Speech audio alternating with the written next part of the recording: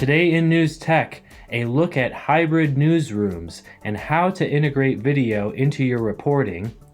Chris, you've been following an article from Reuters on some of the innovations that they're anticipating for the next year. Is that right? Yes, it's a pretty large article on trends in journalistic publishing over the entire year, of just trends they see, Right. building not only upon things that we've been dealing with during the pandemic, but as kind of we're hoping to see a post-pandemic thing. Where are people putting money? Where are they putting resources? What are the types of things that they would like to feature Right. in order to continue growing? So I'm going to Right. share my screen real quick and jump back to the articles that I've been digging up with these. All right, so I've been making a series, and this is the third part in the series on this particular article, Journalism, Media, and Technology Trends and Predictions for 2022. And I was just kind of going through their executive summary down here to kind of break this up into sections, since it is such an in-depth article. And where we got to last time was we were talking a little bit about audio content and video content, and that started to lead into a conversation about what types of video content is going to be the trending type in the future. And Terry brought up a good point about having community meetings that are either hosted by or attended by the editorial staff, and that I asked her to hold on to that thought because that is one of the first points that comes up in section 3, which is called The Practice of Journalism, Hybrid Newsrooms, Generational Change, and New Agendas. And specifically, it is the hybrid newsroom point that I thought would be most important to focus on, because it is exactly what Terry was bringing up, is with less people in the office, with more people working at home, what can you now do with that office space? What can you bring in the community into the newsroom itself to have a community newsroom discussion on types of content delivery? Very And interesting. the exact point here is, with fewer staff in the office, some Right. publishers have been looking to reuse the space. And one of the gains here, this is a bit of a data chart here, is what has been the result of this hybrid working environment, what's been better and what's been worse. And that's summarized in this chart here of, yes, efficiency has gone up. Maybe employee well-being has gone up because they're at home with their kids and whatnot, but you can also see where things are suffering in collaboration, creativity, and communication, where those swing in the exact opposite direction. So they're trying to come up with ways of seeing how these effects can maybe to a certain degree be embraced, or to a certain degree accommodated, now that it seems to be a bit more of a new normal. So I thought I'd turn it over to anyone who wants to talk about the ways that some of our customers have been employing some of these community gatherings.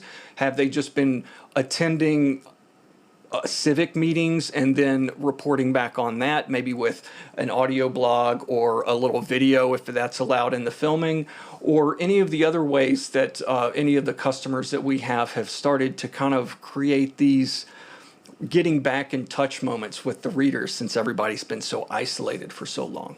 It's a good question. Example that comes to mind right away is the Wilson County News. And we've talked about them before doing this, but they've got, the Wilson County News weekly live Facebook show. So they're using Facebook as their primary platform.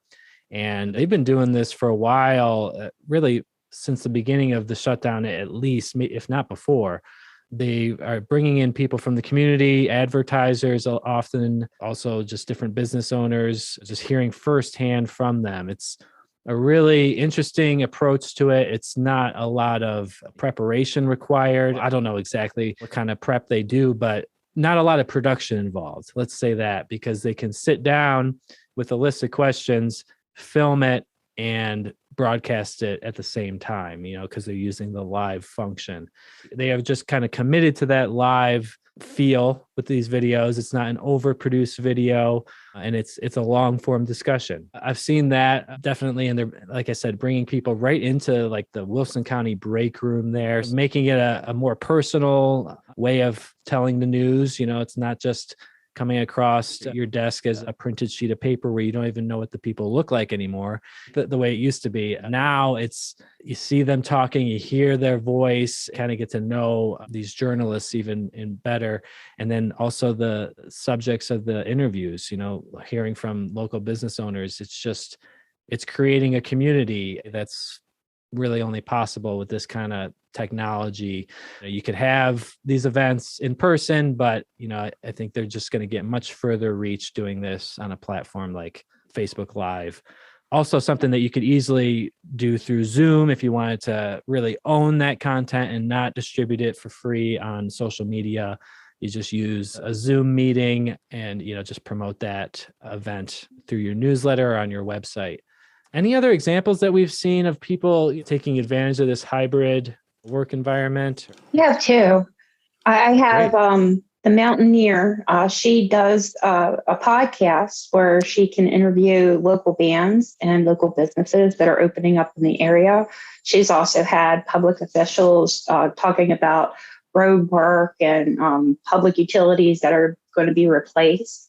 Mm-hmm. And then the other one is a Collinwood Observer. Since he doesn't have a staff, he relies on the community to provide the articles, which I think is a really clever approach. Yeah, absolutely. He was one of the first to really build out that whole submission platform so that people can sign up for a free writer account on the website, and then they could submit articles for him to review and ultimately for him to publish. But yeah, Mountaineer, definitely innovative publisher there with the podcast, just kind of embracing these different multimedia formats. We've been talking about this for a long time, but it's not as intimidating as it might seem at first. You just do it a couple times, and if you just get in the habit of doing it, I think you'll start to see people turn up for it, and you can get even more out of it as you go. These types of things don't always have a huge audience when you start, but if you just kind of make it part of your process and you can create something of value out of it, even if there's not many people attending, I think that's a good use of time. That's kind of what we're doing with office hours, creating video tutorials while we're brainstorming as a group.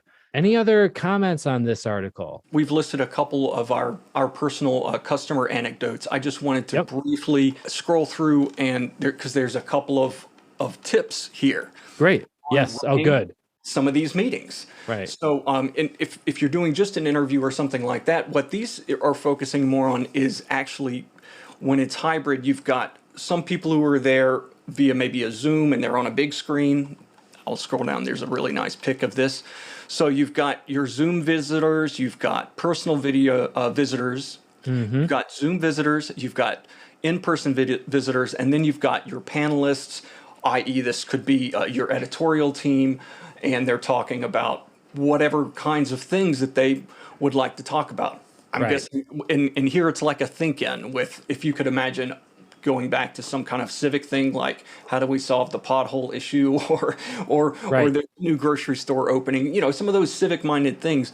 Those are the kind of things that I think could really lend themselves well. And then, because I did take a peek at the next topic, this is also where something like public notice, civic duty things can also come to bear, where you can get more engagement and discussion rather than just necessarily what is required of just printing out the legalese of every legal notice. There can be some zoning issues and things that can be talked about, and that can then go into some coverage to give context to the public notices and things that are being put into paper. Yeah, let me just add on to that in terms of how to run these meetings. The first thing before you go into the meeting is going to be, what are we going to talk about? And so a great source of topics would be probably your stats program. Again, to go back to your stats website, stats.ourhometown.com, look at the most popular article that month or that week, and then use that as your deciding force. What is the thing that people want to hear about, or What can we elaborate on?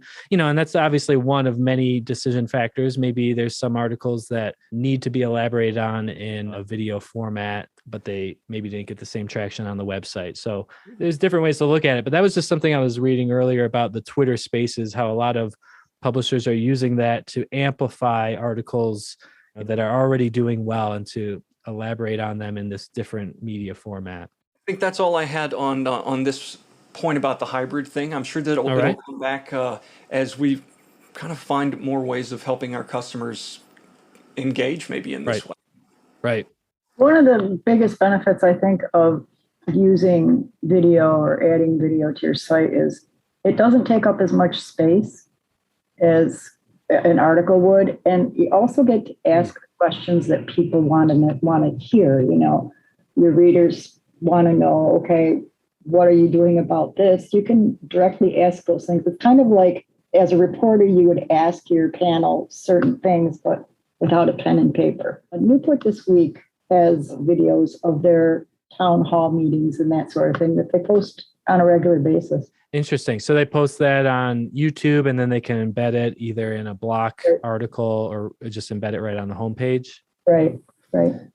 And they're there, they're archived. Yeah, it's another tool in your toolbox. There's some stories that are going to, be more effective being written, that you're going to really want to craft the narrative and, use all your writing skills. But sometimes it's just easier to capture an event with video. It is, because you got the whole, like you said, the personal level involved, because now you're looking at body language too. Right. Body language says a lot that you can't convey in an article. And the nice thing is that the technology has gotten to the point where it's very easy to use this stuff.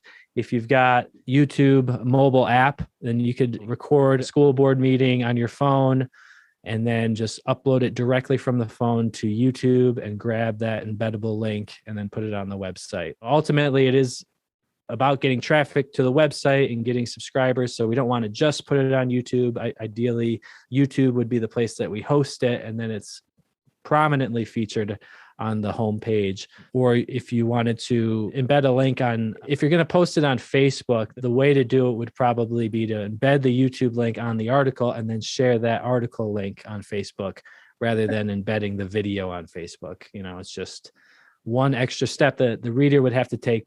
I think also taking that route with the video conferencing or meetings and things like that addresses a portion of the collaboration in the graph that Christopher showed here.